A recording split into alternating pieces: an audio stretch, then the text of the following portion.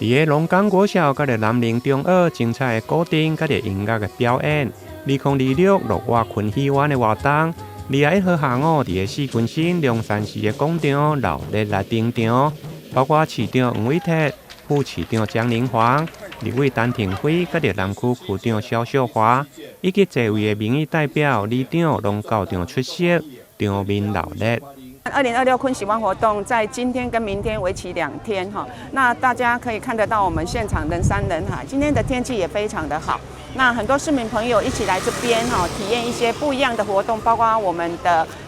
可可的一个扩香石的一个 DIY， 那还有陶瓷的彩绘，那现场也有看到骑马的一个体验，那我们为期2天的活动，除了主活动那边有一些表演以外，也有我们一些小农的一个市集哈，有100多摊。那还是一样，欢迎市民朋友利用假日这2天，一起到我们南区来我们昆山一起来玩，体验一下不一样的假期哦。市长黄伟哲表示，南区落瓦昆戏院的活动，自2010年举办到现在，今年已经迈入第17档。长期深耕滨海文化，嘛行出属于南区的城市品牌，而且活动人潮一档比一档上大。立委陈廷辉嘛表示，未来一定会持续来办落去。今天非常高兴来到第17届我们昆喜湾乐活昆喜湾的活动，这是一个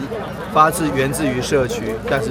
发光发热在整个台南市，作为一个重要的台南市的一个海边的旧社区的一个文化渔村文化的一个昆喜湾活动。那现场很多人哦，从这几年来，一年比一年精彩，一年比一年多人。可是大家除了缅怀过去的岁月之外，大家也很喜欢看看到底有哪些民俗小吃，还有跟海边相关的一些文化，所以大家都很喜欢。乐活昆喜湾值得你一来再来。棒一棒，传承接棒，让它办得更好。大家说好不好？好。好，我们相约明年哦。活动安排真侪丰富的内容，有魔幻泡泡秀、抓王船的手作 DIY、陶艺彩绘，甲着骑马的体验等，具有文化传承甲着亲子趣味的活动，将整个龙山寺的广场化成为多元展演的舞台空间。台南新闻林英根采访报道。